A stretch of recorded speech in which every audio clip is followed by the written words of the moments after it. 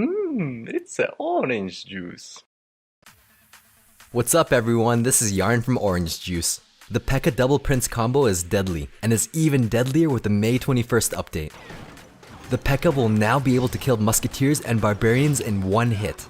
The Prince will now be able to kill wizards, musketeers, and barbarians in 2 hits, or 1 charge strike. We're going to see an increased usage of these units. One of the best ways to counter it is with a cycle deck.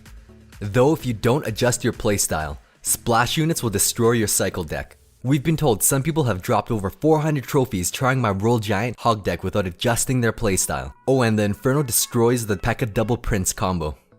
This account has been active since January and I still don't have a PEKKA, even when I eventually unlock the PEKKA.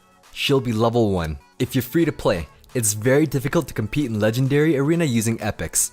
The best option is to use an all-common, all-rare deck once you start becoming outmatched. This deck is a variant of the deck I created for the Korean tournament. With the new balance, the only card that'll act very differently in this deck will be Skeletons, which now spawns 3 instead of 4. Let's jump into this battle. Right off the bat, I see that I have a Hog and Goblin, so I immediately do a pick push on the left side. He responds with a Dark Prince and Freeze. This lets me know that he doesn't have low cost troops or building in rotation. The Dark Prince wasn't able to charge up, so he can't kill my goblins in one hit. The tower and the Dark Prince kills off my Hog and goblins. One goblin survives and stabs the Dark Prince. Those knives are really sharp. At this point I can send in minions or an Inferno tower. The opponent just used the freeze, so I know he doesn't have the elixir for a big push. So I save the Inferno and defend with cheap minions. He sends in a princess to deal with the minions. We do a quick zap to stop the Dark Prince as well as to cycle skeletons into rotation. We're getting ready for a double quick drop with skeletons and spear goblins. I plant the skeletons to the right to distract the princess, and then quick drop spear goblins to the left to take her down. The spear goblins were able to do chip damage to both of the towers and Ice Wizard. I surround the Ice Wizard with goblins because level 9 goblins can tank 3 shots from an Ice Wizard. This distracts both the Prince and Ice Wizard. I decide to plant the Inferno instead of minions because it wouldn't have been strong enough to completely stop the Prince from reaching the tower. He drops a PEKKA right on the bridge, so I plant minions to start chipping away at the PEKKA. The Dark Prince backs up the PEKKA. Our cheapest troops are skeletons with spear goblins in rotation, so I use that to pull the PEKKA and Dark Prince into the kill zone. I plant the spear goblins just far enough that it only aggroes the Dark Prince. Against the PEKKA Double Prince deck, it's very important to separate them whenever you can. The PEKKA protects the Dark Prince from large units, and the Dark Prince protects the PEKKA from small units. Breaking the synergy is vital when facing this deck. Since he committed to a really big push, I managed to defend with really small units. I'm at a huge elixir advantage, so I rush in with a Royale Giant. This deck isn't about combos. It's all about getting chip damage in the tower. Another thing to keep in mind is that the PEKKA Double Prince combo costs 16 elixir, so never let it happen. By being aggressive, this never gives them a chance to plant an elixir pump. He defends with an Ice Wizard, but the placement is too forward, so I take advantage of this and plant minions to take out the wizard. He plants a Prince far enough back that I can wind up for a charge strike. I cast a zap on the Prince to cancel the charge, but it was too slow. Our Royale Giant falls, but that's okay, because the minions and skeletons take him down, and together end up dealing over 500 damage to the tower. With double elixir time approaching, this is where high elixir decks shine. So I continue applying pressure with the big push. He doesn't have much in his hand, so he plays a PEKKA, and the goblins start jabbing away at the PEKKA. The Hog finishes off the tower just as the Dark Prince was played. Having reached 10 elixir, I plant a proactive Inferno to bank the elixir. The freeze doesn't reach the minions, and they end up taking down the Prince and PEKKA. Fully confident that my Inferno can take down the PEKKA, and the Prince can be distracted with spear goblins, I rush the right side. Since the Prince is exposed, I take down the Princess with goblins for a positive elixir trade. With just under 20 seconds left on the clock, I drop skeletons to cycle the Royale Giant back into rotation, then drop him in the center to take out the second tower. The Royale Giant is very difficult to counter once a tower is down. This is a very unique deck that specializes in 2 crown wins. The deck complements aggressive playstyle. However, you have to know when you can and can't counter to support your aggressive pushes. For example, if you're gonna send in a Royale Giant, you're going to have to know if you can counter that Prince and PEKKA that's approaching in the other lane. Before everyone copies this deck, I want to mention this deck is weak to triple musketeers. Replacing the goblins with fire spirits solves this weakness, though it depends on the meta of your trophy range. Let's hop into the second replay. I have a really good starting hand, so I open with a pig push. My opponent answers with an ice wizard and freeze. My hog managed to get hit on the tower before the freeze. When the goblins thaw, the ice wizard acts as a great mini tank, soaking up those spears. Now the opponent sends in a princess with the ice wizard down the lane. Even though the ice wizard has trouble killing goblins, the princess doesn't. So I need to distract them by planting the royal giant in the center, far enough that her arrows don't splash. Once distracted, those goblins take them both out. The opponent most likely planted the dark prince in an attempt to save the princess, but with the 1-second server delay, he isn't deployed on time. At tournament standard levels, goblins can tank 2 shots from a non-charge strike. We send in minions to finish off the dark prince, and he counters with arrows. That's the strength of using the minions. It's an even elixir trade against arrows. The royal giant deals massive damage since we've been pressuring the opponent hard. There's no time for them to execute their PEKKA combo. He puts down the ice wizard, but the hog ends up tanking while the skeletons take him out. He plants an elixir collector, but it gets taken out immediately. Taking advantage of the sudden elixir advantage, I plant the royal giant in the sweet spot at 3 tiles in, where he's close enough to target the arena tower, but far enough that the king's tower doesn't reach him. This deck focuses on taking out the first tower so it can keep cycling the royal giant back into that sweet spot. With no elixir to defend, my royal giant ends up dealing over 1500 damage to the tower.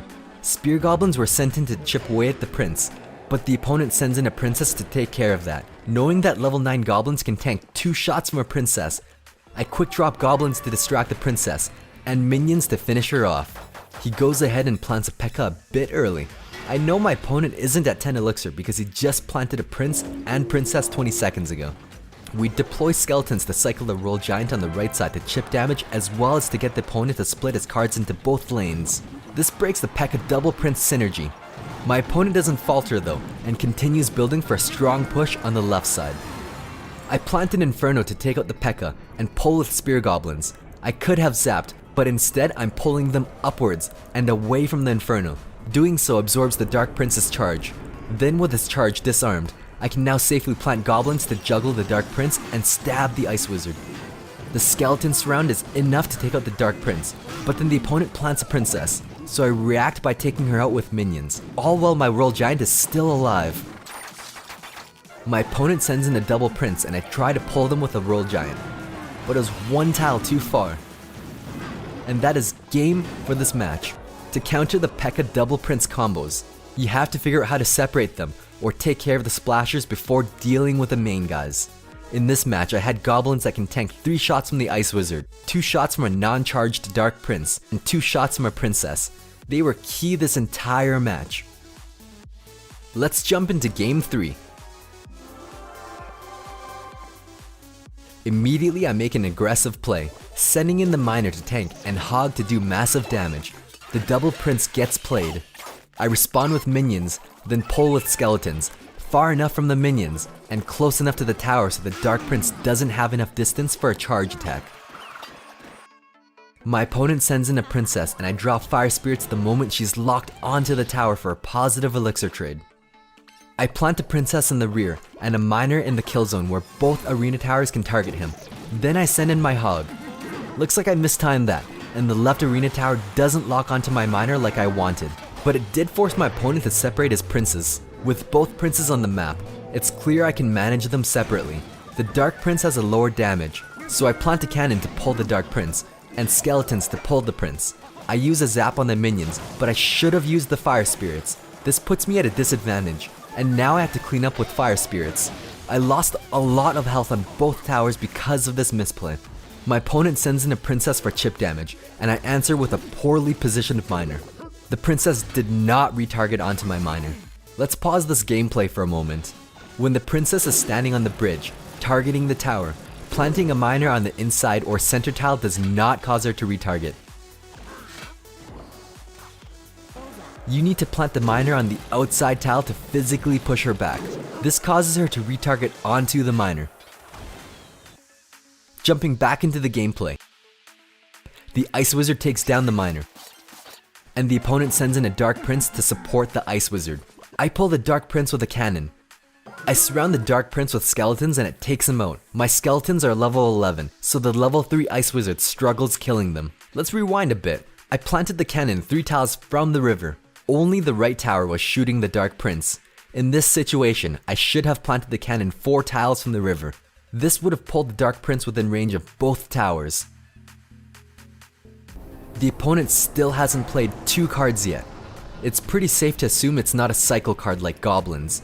Most likely a high cost card that complements the princess, such as a P.E.K.K.A. Since we're not sure if he has arrows or not, I planted the minions in the center to split them, and immediately pick push to support them. I zapped the minions for 2 reasons.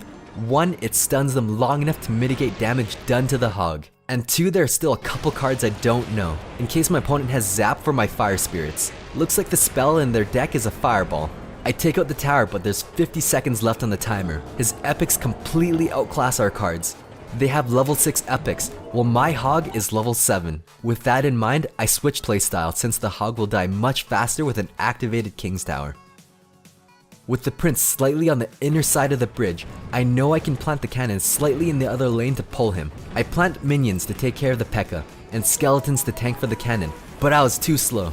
The enemy plants a princess and takes it all out. A level 3 princess deals massive chip damage to the tower if left unattended. He has a level 3 princess, and at this point I can't afford letting her deal chip damage to my arena tower. So I deploy a miner to take her out as well as juggle the Dark Prince. The tower hits the Dark Prince enough to break his shield. Then I plant a cannon slightly on the other side to pull the Dark Prince, then fire spirits to take out their minions, princess to deal damage to the Dark Prince, and finally skeleton surround on the Ice Wizard. He sends in a fireball at our arena tower, and it deals over 250 damage. With just 20 seconds left on the clock, I know that their high cost deck can't cycle back to a fireball in time. That's another thing about this deck. It has a lot of low cost units that are easily countered by spells and splash units, so you have to spread them out as much as possible, with the game coming to an end. It's a matter of just taking care of the princess and then waiting it out. And that is game. When using a cycle deck, be sure to spread out your units and don't send them all in. Otherwise, splash and spells will wipe out everything in one shot. When facing a P.E.K.K.A. double prince combo with a cycle deck, try to separate the splashers from the prince and the P.E.K.K.A. Breaking away the hard hitters from the splashers makes it more manageable. That's it for these gameplays. Thanks for watching. Be sure to like and subscribe for more quality OJ.